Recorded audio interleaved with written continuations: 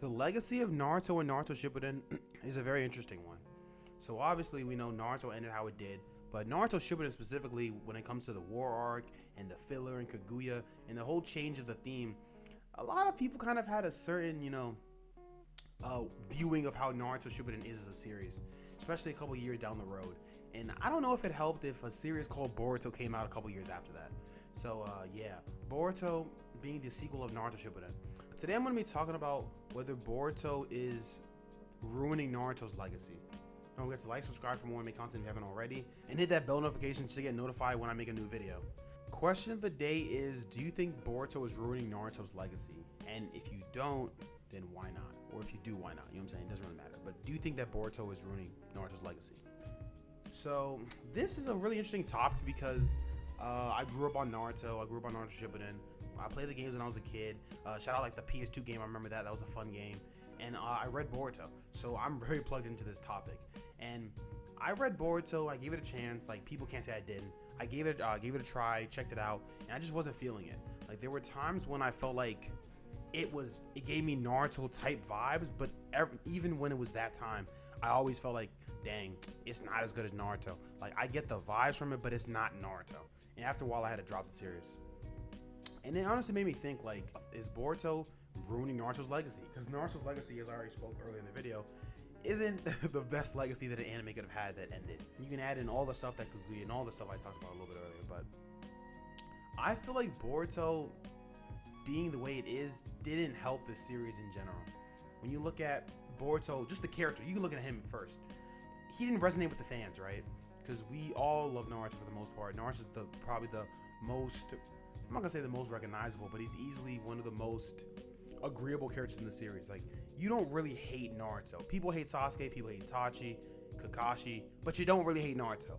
So the fact that the new MC of the sequel series is a guy that's dissing on Naruto repeatedly and treating Naruto like, oh, you're trash, all this stuff, when we knew what Naruto had to go through, it was like, bro, come on. Like, that just didn't make a lot of sense. Like, it didn't help the series of Boruto, right? Then you even look at just overall Boruto, just the series, looking not just the character, but you're looking at the entire series, and it's just not as good.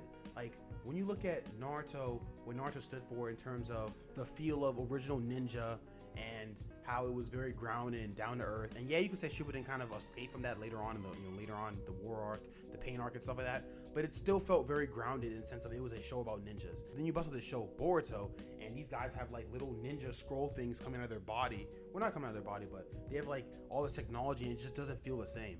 I feel like it just kind of drags Naruto through the mud.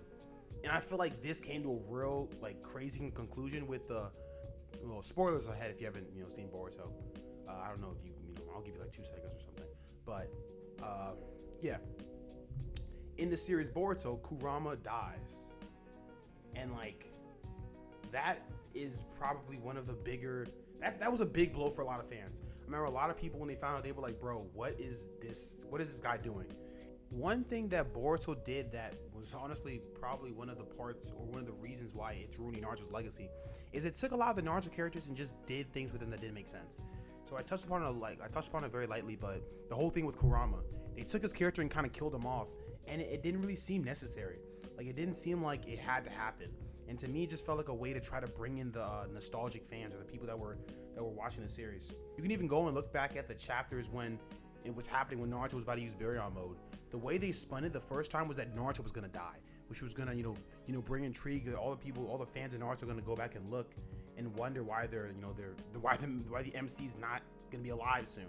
That was the beginning part, and then they just switch around to, oh, it's Kurama instead. And I'm like, bro, what are we doing here? Or then you can look at like the power crept of characters. So obviously we know the way the Naruto Shippuden ended, Naruto and Sasuke were gods. Like, there's no other way to say it, right?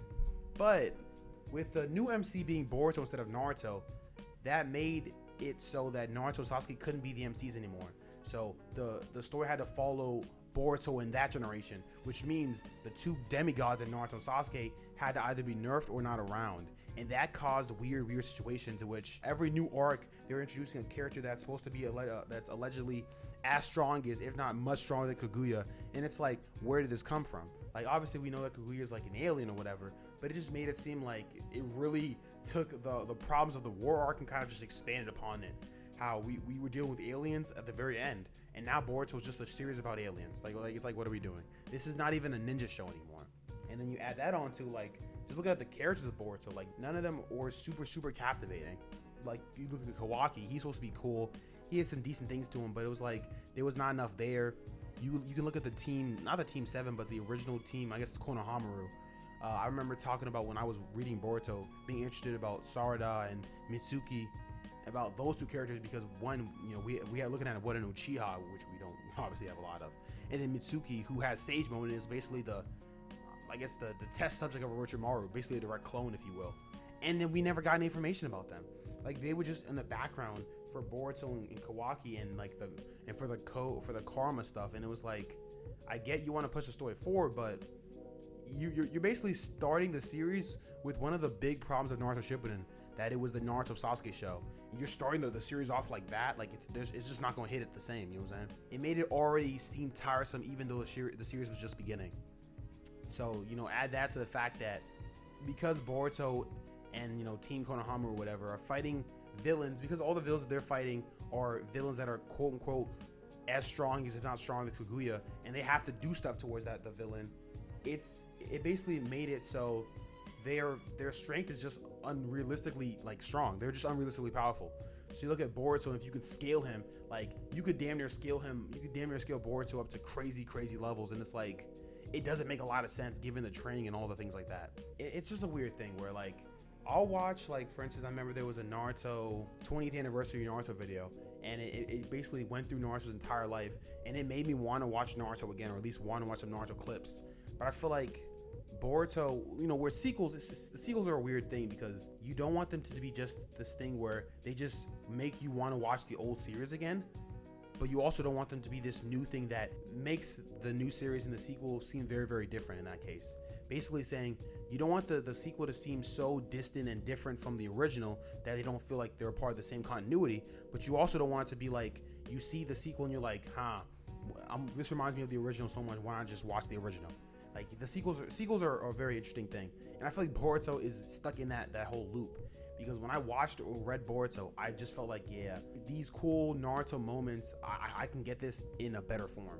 And like the plot was decent. Like I'm not gonna act like it wasn't captivating in some sense. Like there were things I was interested in finding out, like the whole stuff with the Karma, with Kara, like they were interesting things. I remember Amado was a character that I was always wondering, like, where did this bro come from? But to me, it wasn't captivating enough for me to continue.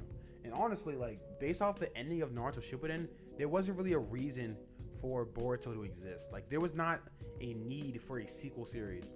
Like everything that Naruto, the series and the character, strove out to do, they accomplished. So the fact that, you know, we were pushed onto this new sequel series, and as such, they had to create new issues and create new like conflicts. It's very visible to me. Obviously, I made a video pretty similar to this, where I talked about why anime end badly, and I feel like this is a good example of it. Like although Boruto is not technically the same as Naruto Shippuden, like it's not the same series, you can see the problems of Boruto and see let's say the problems of like Tokyo Revengers, and see that they have, although it's like a different case, they have the same issues on why anime tend to end badly. Like you can see the difference in it. And then just you can add on to the fact that Boruto apparently wasn't even made by Kishimoto, the creator of Naruto, for most of the series, if not all of it. I think that I heard Kishimoto came back when he thought they were going to kill off Naruto, and that's why they changed it to Kurama, but I'm not entirely sure about that. But I do know that Kishimoto does not draw the manga for Boruto, and you can just tell that. Like the Boruto anime and manga, but I'm talking about the manga specifically right now, is fucking terrible. Like, that shit looks disgusting. Like I remember even posting on my Twitter, there were times I would look at a character design and I'm like, who the hell is this? Like specifically with Sasuke too, like because Sasuke had this weird hairstyle one time, and I was just like, this is not even the character. Like what are we doing? So you can add in the fact that character designs, the art, it's just not the same. It's just not as polished. It's not Kishimoto. And when you're making a sequel series about very recognizable characters and themes, it's important that we can recognize the characters. But like, I don't want to go too much on tirade.